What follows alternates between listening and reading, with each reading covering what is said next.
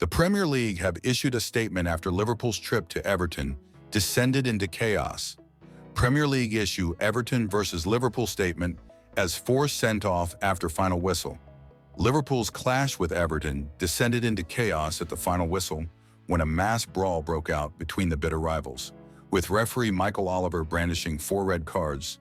The Premier League have backed Michael Oliver's decision to brandish 4 red cards after the Wednesday's chaotic draw between Everton and Liverpool. In an instant classic, the bitter rivals played out a thrilling 2-2 draw, with James Tarkowski equalizing for the Toffees in the 8th minute of stoppage time. Reds boss Arne Slot and his assistant Sipke Hulshoff were left furious that Tarkowski's goal had been allowed to stand.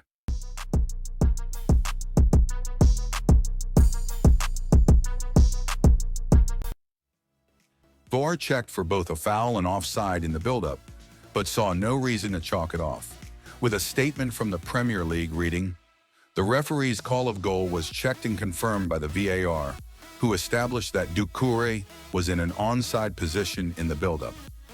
Slot and Hulshoff confronted referee Michael Oliver after the final whistle, with both receiving red cards. Before the duo had seen red, a mass brawl broke out between Liverpool and Everton players, sparked when Toffee star Abdoulaye Doucouré taunted the away fans. Reds midfielder Curtis Jones took exception and shoved Doucouré, with their teammates joining the melee. Police and stewards attempted to separate the warring players, while a bottle thrown from the stands hit Everton goalkeeper Jordan Pickford on the head. Jones and Doucouré were both then sent off, with the Premier League now backing those decisions. A statement read, "The referee issued second yellow cards and red cards to Curtis Jones and Abdoulaye Doucouré following an altercation after the final whistle. Arne Slot and his assistant Sipke Hulshoff were also shown straight red cards after the final whistle. Kerkez referee Michael Oliver ended up showing 4 red cards as he battled to gain control of events. Slot was prevented from speaking to the press due to his sending off, the initial reaction from the Liverpool camp. The defender made a sly dig at Everton as he Doucouré. "This is their cup final. We saw it last year, and this year it's a big blow. Doucouré wanted to provoke our fans. Curtis didn't think that was the right thing to do. I think the referee didn't have the game in control. I said that to him," Van Dijk fumed. "It was a very big provocation from one certain player. We all saw it and reacted as a team as we were able to do. You know what happens nowadays? It becomes one big tussle. Then it is not me who has to deal with it. It is the referee, and today I am not sure he had it fully under control." Arne Slot was shown a red after confronting referee Michael Oliver. Everton boss David Moyes, meanwhile, admitted he was disappointed in Doucouré for his actions, but he insisted he was delighted to see his side claim a precious point from their rivals. Mental probably sums it up. "A brilliant finish for us to finish the last Goodison Merseyside Derby and score in the last minute is in a way fitting. Tarkowski had the quality, which was the one that really mattered," he told TNT Sports. "I'm disappointed with Doucouré because we need him. We're down on numbers at the moment. We've got to be careful what we do. Discipline is never easy sometimes in these games, and tonight was a game where quite easily sending-offs happen." Confirmed Liverpool target interested in incredible Anfield switch, but Chelsea post-transfer threat. Liverpool and Chelsea are very interested in Milos Kerkez. Liverpool and Chelsea have both held talks with the agents of Milos Kerkez ahead of a potential summer transfer, and Team Talk can reveal the player's stance on a Bournemouth exit.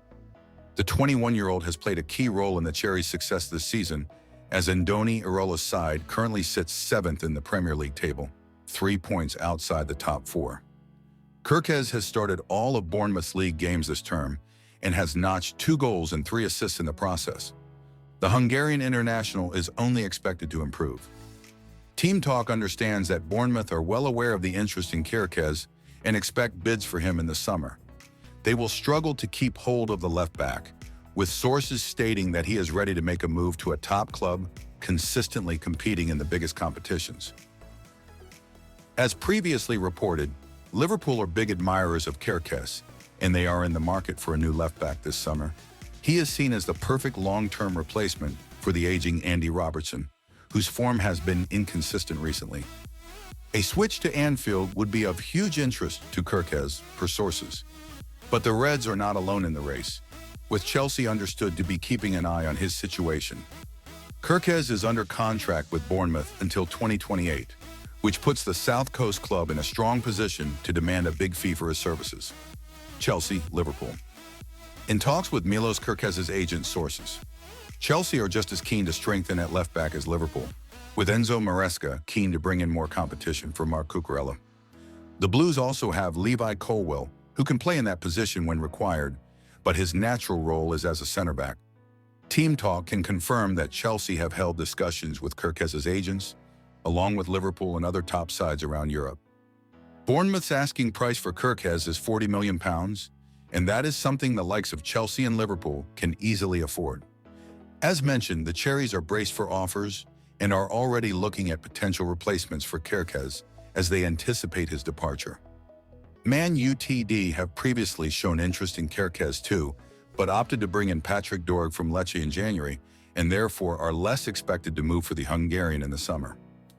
Liverpool roundup, former Man Utd star wanted, Nunez latest. Meanwhile, reports suggest that Liverpool are also interested in former Man Utd left-back Álvaro Fernández Carreras, who joined Benfica last summer.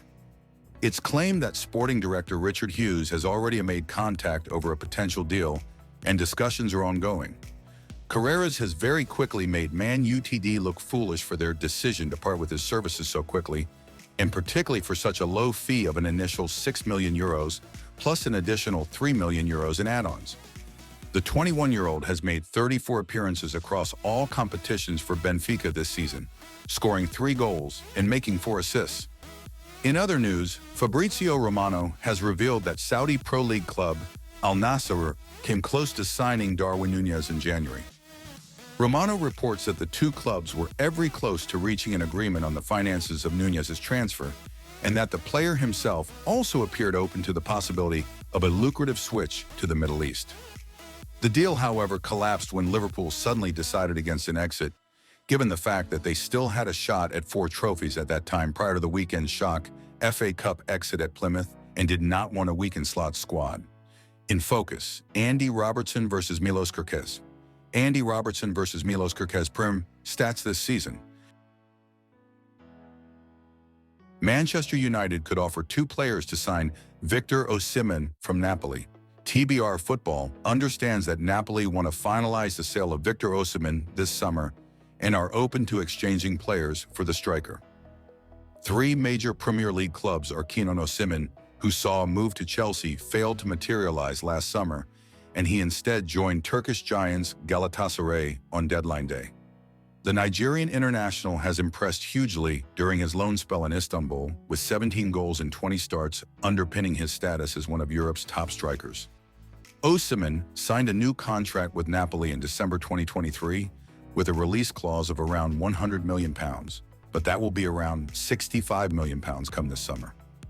Napoli open to exchange deals for Victor Osimhen. However, Napoli are also open to exchange deals for Victor Osimhen, sources have told TBR football chief correspondent Graham Bailey. Galatasaray don't have the option to sign Osimhen, but the Turkish Super League club are keen to keep him, which remains a possibility. But a move to England is the most likely option at this stage. Given that Osimhen's price tag has dropped, whilst his form has not, TBR Football has been informed that there remains strong interest in the 26-year-old. Chelsea are long-term admirers of Osimhen, witnessed by their attempts to sign him last summer, and he remains a player of major interest, as they seek to add at least 1 new striker to their squad this summer.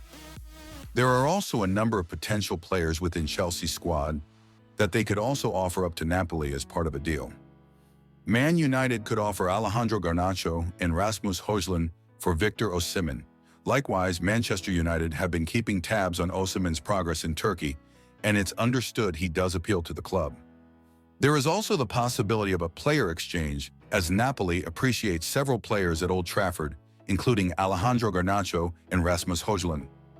Napoli attempted to sign Garnacho in January, however.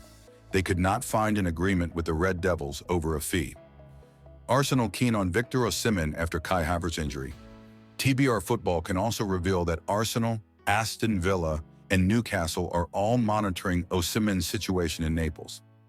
Arsenal have just lost Kai Havertz to a hamstring injury for the rest of the season, further highlighting their need to add a striker in the summer.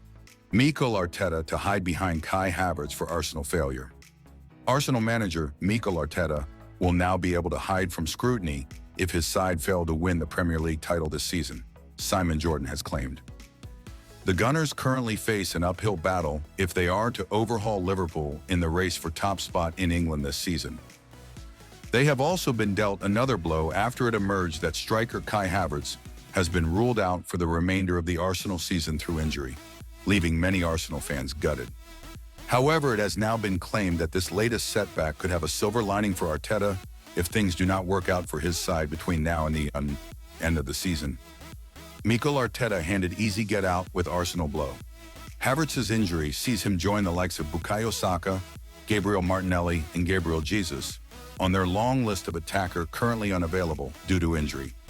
That has left Arteta sorely lacking in attacking options to turn to after a quiet period in the transfer market during January. Despite making a bid for Aston Villa striker Ollie Watkins in late January, Arsenal failed to bring in any new signings before the window closed on the 3rd of February. Now, though, Jordan believes that will help the Gunners' boss avoid criticism if they do not lift any titles come the end of this season, despite the growing desire for silverware at the Emirates. Speaking on TalkSport, the potential impact of the injury to Havertz, the former Crystal Palace chairman said, "It's going to enable Arteta to hide in the long grass and have a justification for Arsenal not winning the league this year. And it might be a legitimate one, but it's going to take the heat off him in some respects. Because people are not going to expect him to win the league now because he's bereft of strikers." Kai Havertz's injury takes the heat off Gunners' boss. Football Sports Zone verdict. In some ways, this setback could end up helping Arteta if his side do not pick up a trophy in the coming months. With Arsenal getting increasingly close to that sort of success in recent years, there is a growing expectation for them to claim a title in the near future. Pressure would therefore ordinarily grow on Arteta if he could not do that between now and the end of the campaign, given they have not won anything since the FA Cup in 2020. But with yet another attacking injury now on the cards with Havertz out for the season, some may be inclined to give the Spaniard a bit of a pass. There will be a sense that he has simply not been given the players needed to win a title, which could instead shirk the scrutiny onto those in charge of recruitment at the club. Even if that is the case, with the emphasis growing on Arsenal to be active in the transfer market in the summer, the pressure will undoubtedly be right back on Arteta by next season.